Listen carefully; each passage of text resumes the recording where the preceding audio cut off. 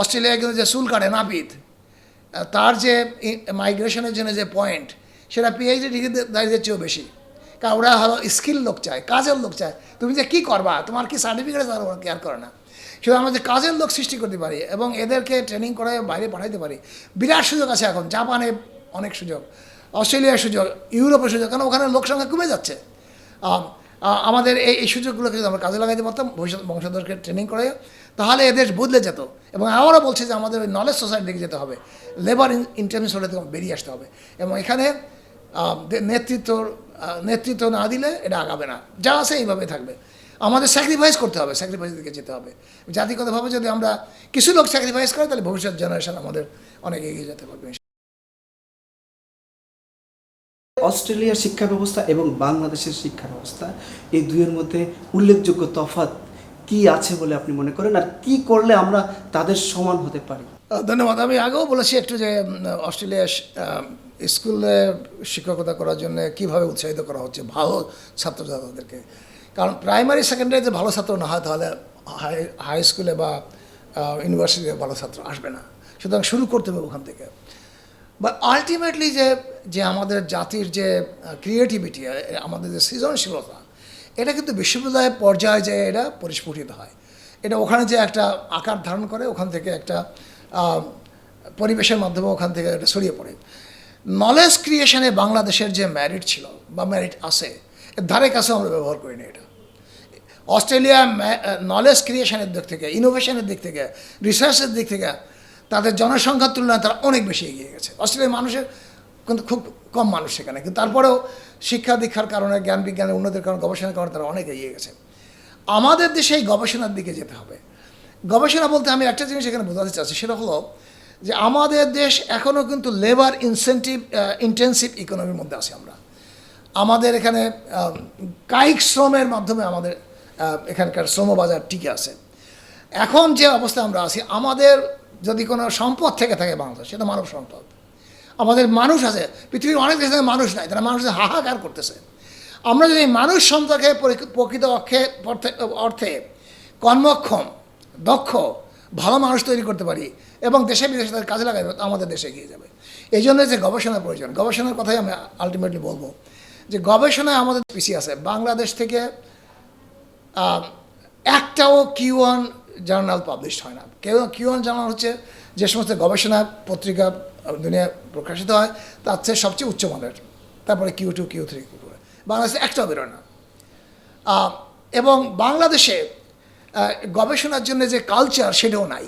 এখানে বিক্ষিপ্তভাবে বিভিন্ন বিশ্ববিদ্যালয় এবং কিছু গবেষণা প্রতিষ্ঠান এরা গবেষণা করেন, কিন্তু বাংলাদেশে এই গবেষণার কোনো অভিভাবক নাই। জাতীয় পর্যায়ে কোনো কোঅর্ডিনেশন নাই, কোনো ন্যাশনাল প্রায়োরিটি রিসার্চ যেগুলো করা, সেগুলো দেখাশোনার মতো কোনো ব্যবস্থা নাই।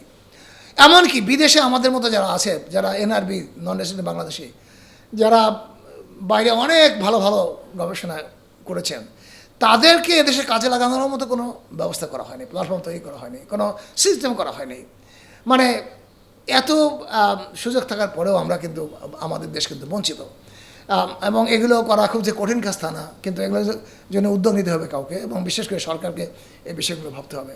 এরপরে আমি বলতে চাই যে নলেজ ক্রিয়েশনের ক্ষেত্রে, মানে গবেষণা যখন হয় বিশ্ববিদ্যালয়ে গবেষণার উদ্দেশ্য হচ্ছে নতুন জ্ঞান সৃষ্টি করা এবং এই নতুন জ্ঞান আবার ছাত্রদের মধ্যে শেখানো। তো এই গবেষণার ক্ষেত্রে আমাদের যে নলেজ ক্রিয়েশন বা জ্ঞান সৃষ্টির ক্ষেত্রে আমাদের জাতির যে সম্ভাবনা, সেটা কিছুই আমরা এখন কাজে লাগাইতে পারিনি।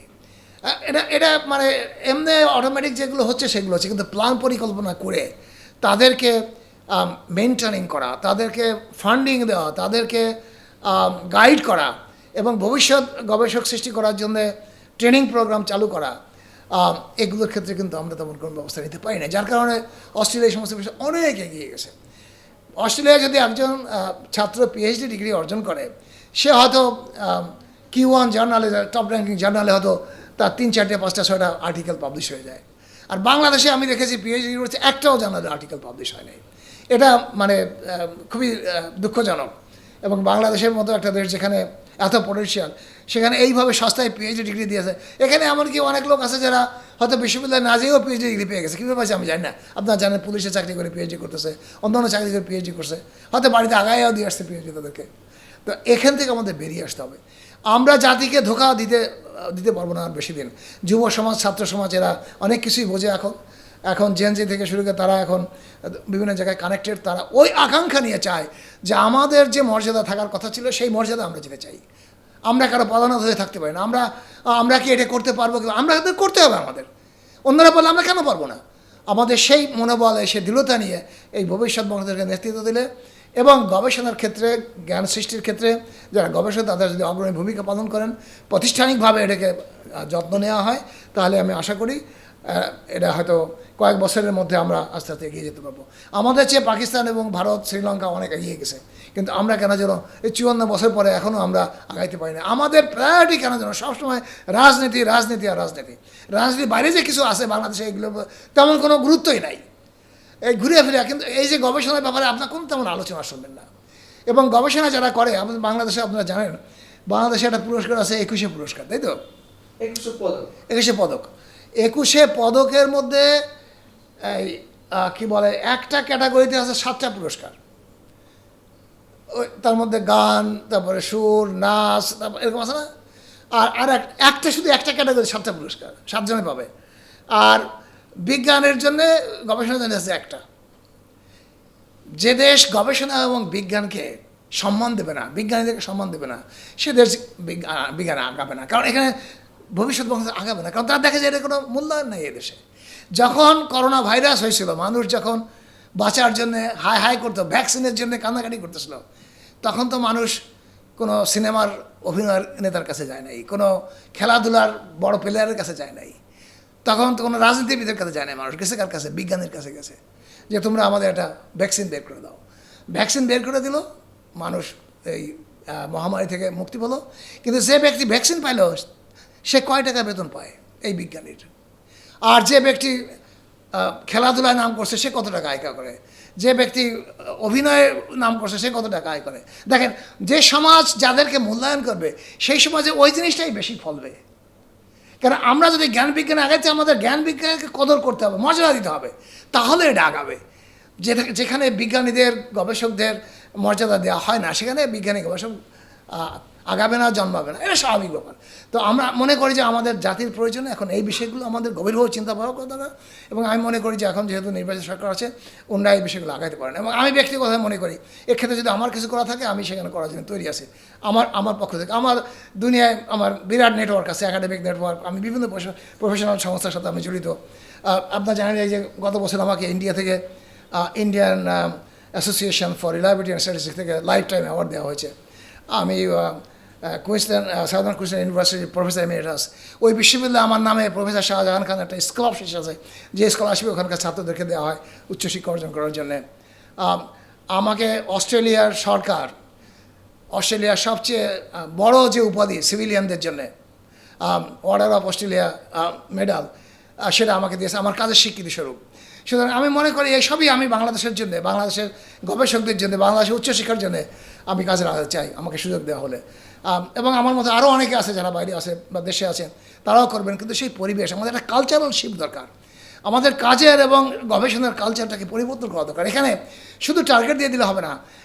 একজন সহকর্মীকে টার্গেট দেওয়ার সাথে সাথে তাকে আর্থিক সহায়তা দিতে হবে, তাকে বিভিন্ন রিসোর্স দিতে হবে, ইকুইপমেন্ট দিতে হবে, তাকে টেকনিক্যাল সাপোর্ট দিতে হবে। তাহলে আস্তে আস্তে আমরা প্রোডাক্টিভিটিতে যাবো, তখন আমাদের উৎপাদন বাড়বে, আমাদের গবেষণার ক্ষেত্রে আমাদের উন্নতি হবে।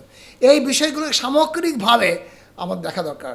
আমি আগেই বলেছি যে আমাদের দেশে যদি আমরা আমাদের যারা যুব সমাজ তাদেরকে বিভিন্ন কর্মদক্ষতা শিখাতে পারতাম, ইলেকট্রিশিয়ান থেকে শুরু করে, প্লাম্বিং থেকে শুরু করে, হেলথ টেকনিশিয়ান থেকে শুরু করে, সমস্ত যেগুলো কাজে লাগে দুনিয়ার বিভিন্ন জায়গায়। আপনারা জেনে হয়তো জানেন কি না, অস্ট্রেলিয়ায় কিন্তু যে চুল কাটে নাপিত, তার যে মাইগ্রেশনের জন্য যে পয়েন্ট, সেটা পিএইচডি ডিগ্রিদারীদের চেয়েও বেশি। কারণ ওরা হলো স্কিল লোক চায়, কাজের লোক চায়। তুমি যে কী করবা, তোমার কি সার্টিফিকেট আছে, ওরা কেয়ার করে না। শুধু আমরা যে কাজের লোক সৃষ্টি করতে পারি এবং এদেরকে ট্রেনিং করে বাইরে পাঠাইতে পারি, বিরাট সুযোগ আছে এখন। জাপানে অনেক সুযোগ, অস্ট্রেলিয়ার সুযোগ, ইউরোপের সুযোগ, কারণ ওখানে লোক সংখ্যা কমে যাচ্ছে। আমাদের এই সুযোগগুলোকে যদি আমরা কাজে লাগাইতে পারতাম ভবিষ্যৎ বংশধরকে ট্রেনিং করে, তাহলে এদেশ বদলে যেত। এবং আমারও বলছে যে আমাদের ওই নলেজ সোসাইটি দিকে যেতে হবে, লেবার ইন্টারমিস হলে থেকে বেরিয়ে আসতে হবে। এবং এখানে নেতৃত্ব না দিলে এটা আগাবে না, যা আছে এইভাবে থাকবে। আমাদের স্যাক্রিফাইস করতে হবে, স্যাক্রিফাইস দিকে যেতে হবে। জাতিগতভাবে যদি আমরা কিছু লোক স্যাক্রিফাইস করে, তাহলে ভবিষ্যৎ জেনারেশন আমাদের অনেক এগিয়ে যেতে পারবে।